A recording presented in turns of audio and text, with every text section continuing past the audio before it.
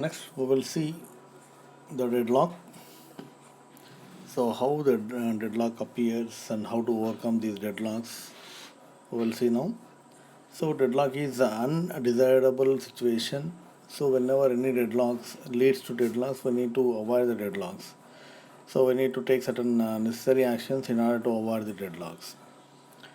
For example, deadlock in the sense it is a circular dependency on a pair of synchronized objects. So one thread is waiting for another resource which is already occupied by another thread. So these two threads are mutually waiting with each other, and the resource which is obtained by another thread. So it is a continuous process. So it simply waits forever. So this is undesirable situation. Try to avoid this dependencies. How it is? So we'll say a simple example.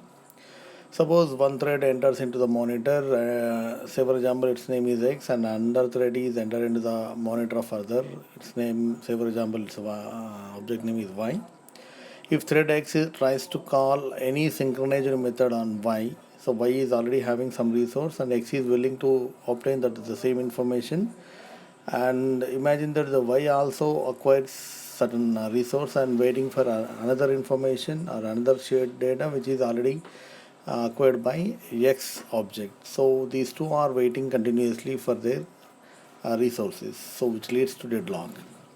So deadlock is difficult for two reasons. First thing, whenever two threads will acquire the same time slice, and whenever more than two threads uh, synchronize, they are involving to access two synchronized objects. So these are the unavoidable situations. So I need to take care of this. Take a simple example. Here, the same example, whatever we discussed earlier, imagine that we are having thread X, which is having a resource Y. Imagine, and the thread X is enter into the monitor and acquire a resource A, and the same the thread, another thread Y, which acquires a resource B. So sometimes after the thread X, which is already having a resource A and is willing to acquire a shared resource of B, but B is already acquired by Y. And the second and another side, the Y, which is already having resource B and which is waiting a shared resource of A, which is already occupied by X. So here X is waiting for resource B and Y is waiting for resource A. X never release the resource A, and Y never release the resource B. They are simply locked in the monitor and waiting for the other shared resources, which leads a deadlock. And having one more diagram here, it shows some more clarity here. So resource 1 is already assigned to process 1 and resource 2 is already assigned to process 2. Just imagine. And resource 1 is already assigned to process 1, but process 1 is waiting for resource 2.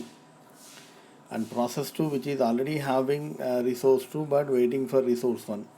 So these two, process 1 and process 2, are mutually waiting for each other. It is a circular wait. It is a continuous process which leads a deadlock situation.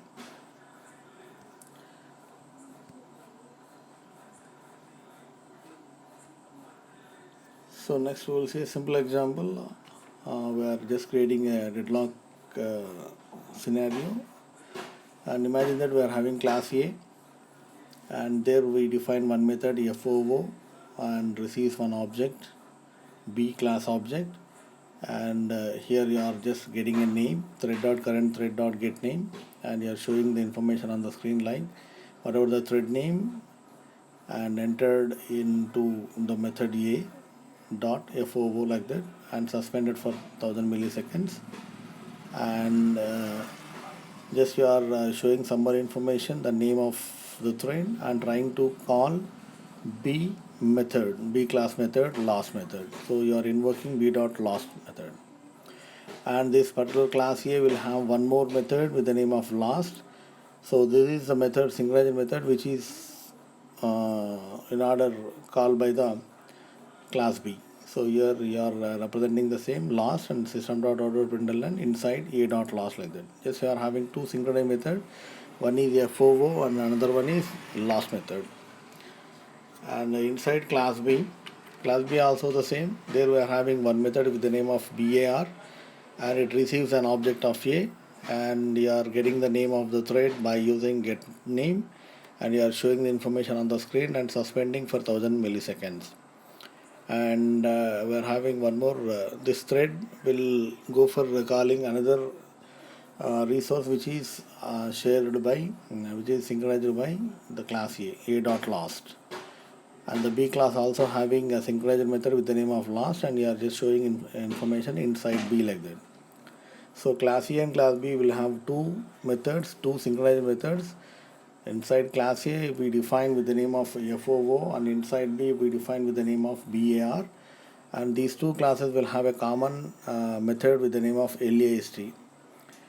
And coming to main method, so we define deadlock with the name of class name and implements runnable, and define two objects for A and one object for A class and another object B for B class, and the constructor deadlock. And here you are setting the name as a main thread. So here we are having two threads. One is the main thread and another one is the child thread. So here you are going to be invoke the child thread. The main thread is you set the name as main thread, and you are creating a thread T with the name of T, and you are making the name as a racing thread, and you are invoking the child thread as T dot start. And whenever you invoke with the name of T dot start, the child thread is going to be invoked by calling run method. Inside you are invoking B dot BAR, so it enter into the B class and try to executing the BAR method. And so whenever the BAR method suspends 1000 milliseconds, immediately it comes to the main thread, and A.FOOB, the method is going to be invoked. So here it is the main thread method, so it will simply move to the class A and executing FOO method. And whenever the thread suspends for 1000 milliseconds, next the context switch takes place and the child thread will acquire the monitor. It goes continuously. So here after a certain time, the particular thread A, which is running inside class B, will call the method A.last, and the method the thread which is running inside FOO will call the method B.last. So these two are going to be called with each other, and it never relinquishes the method monitor which is currently running. So until it gets a method, it simply relinquishes the current monitor.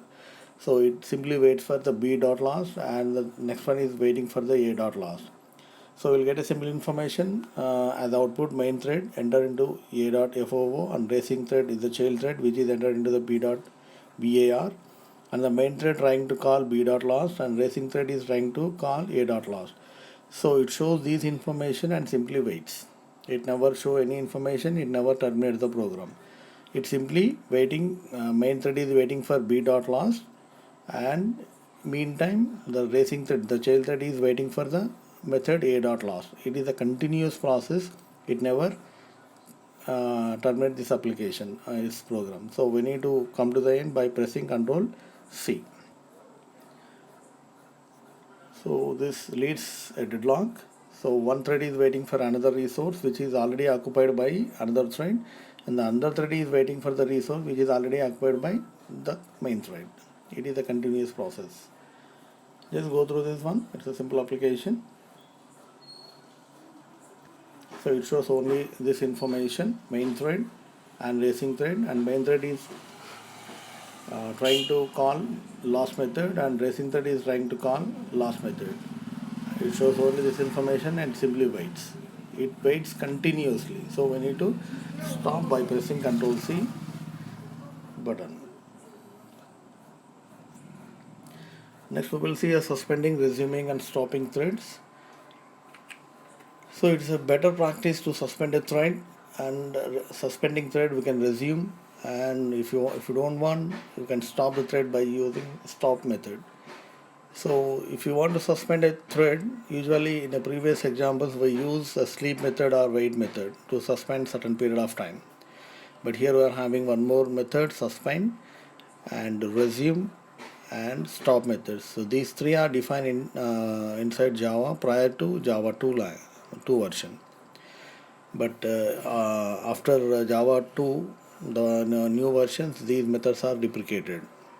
So in a older version, we can have these three methods: suspend, resume, and stop methods. So suspend is a method which is used to suspend certain running thread, and resume is going to be invoke the suspended method back to its execution, and the stop method is a method which is used to suspend terminate that particular thread. It's a simple example here. We are having a new thread implements runnable and taking string and one thread t, and inside constructor you define the thread name, whatever the name you entered to the name, and get an object, thread object, a new thread, and the object, and followed by the name, and we will have information shown information system.out.println new thread, and mention the name, the information of t, and start the thread by using t. And inside run method, the start method invokes the run method internally, and the run method will show the information from 15 to 1, and each and every iteration it suspends for 200 milliseconds, and at the end we are having a statement exiting the thread. And inside main method we are having two objects here for this particular class, new thread, creating with the name of ONE1 and TW2. And in the try block you are mentioning thread.sleep for 1000 milliseconds, and initially you are suspending a thread ob1.t.suspend, and the same thread is going to be resumed by using ob1.t.resume method, and suspend the second thread and resume the second thread. And at the end we are having the one more try block. There you are having the join methods. These two child thread has to join with the main thread after completion of its task. The main thread has to wait, and finally it is exiting from the program. So this is a simple application. Only thing is here we added statements like suspend and resume, only two words here. It is the older version. It shows output like this. So whatever the thread you created, it shows the new thread information, the name of the thread and its priority and its group, and it starts to execute printing numbers from 15 to 1, and every time decrementing by number 1 by value, and immediately it creates one more thread, the second thread, and start decreasing the values 2 1 2 1 and so on. At certain time we are suspending thread 1. So whenever you suspend a thread 1, you are suspending thread 1, so immediately the resource is going to be, the CPU is going to be occupied completely by the second thread and executing its task. So only the second thread is going to be display the values 10 9 8 7 6 like that. Whenever the time is elapsed, and you invoke the method first thread dot resume, so automatically the first thread will be resumed back and start executing. So whenever you use suspending thread 2, so at that time only the first thread will execute its task. It's continuous process, so it prints the values from 15 to 1 continuously. Whenever you suspend any thread, the remaining thread will execute, and whenever you call the resume method, it simply re-invoke and executing its task where it left off. And finally the child thread has to exit first, and finally the main thread will execute.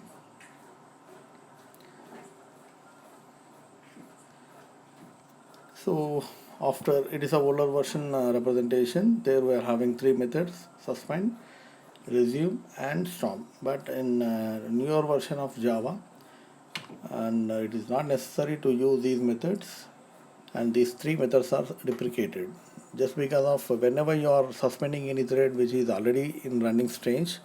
Say for example, whenever a thread is using any data structures, but by force you suspend that particular thread, it simply suspends, but whatever the lock maintained by that particular data structure is simply continues. So any next thread is able to or willing to access the same data structures, it never access. So it simply leads to deadlock.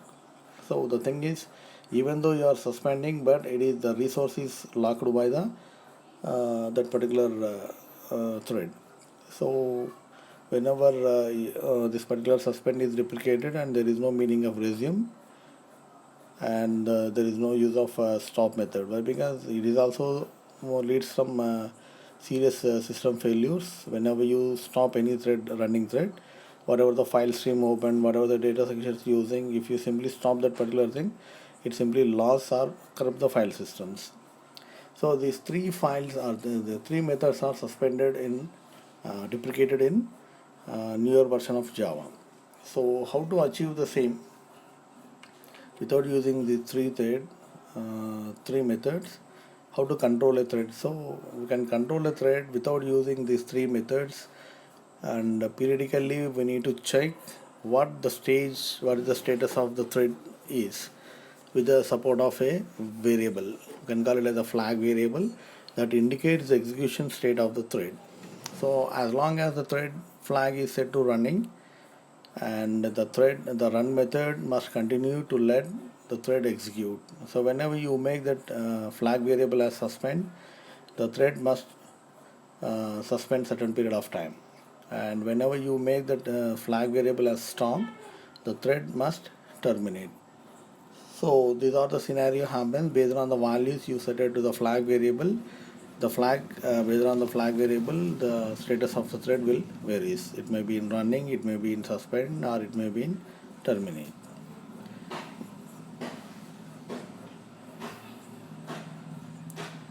So next one is, we'll see a simple example how these three things takes place by using a variable.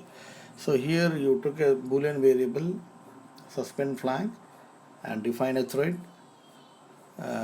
create a thread, a class, and implements runnable, and define one thread, and inside new thread, one constructor, and inside you define the name and take the t, construct the memory for thread t, and show the information new thread and the value of t, and initially you make suspend flag as false, and inside constructor you invoke the method t.start, and you are invoking the run method. So here the same, it is printing values from 15 to 1, and each iterate it waits for 200 milliseconds, and finally you are having a system.out.println where you are just printing the value the name of the thread and exiting from the execution. And we are having one more thread with the name of my suspend.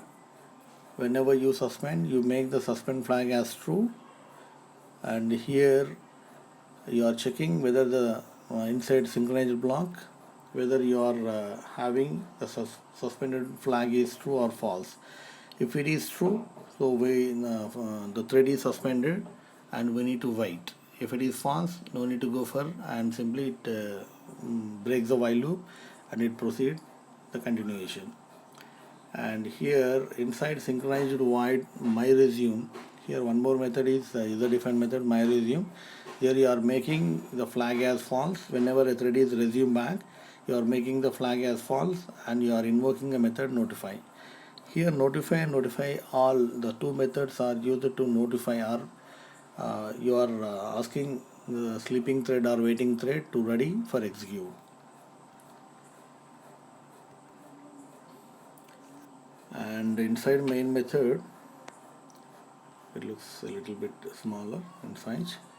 Inside main method, create the two threads, ONE1 and TWO2, and you are invoking thread.sleep, and you are forcing to suspend by calling a method mySuspend, and you are showing information suspended thread 1 and make the thread as sleep for 1000 milliseconds, and first thread is going to be resume back and showing resume thread 1, and the same we are suspending second thread and resume back by using user defined methods. And finally you are just joining the two threads to the main thread and finally finishing the main thread. This is a simple application. We'll get the same information whatever we did so far, but here we are constructing two threads in the beginning and you are invoking the first thread to suspend certain time and resuming back by using a resume method. These are the user defined methods. So you are making a flag as true or false based on. If thread is suspended, you are making that one as true. If it is resume, you are making the flag value as false. And try for the same application.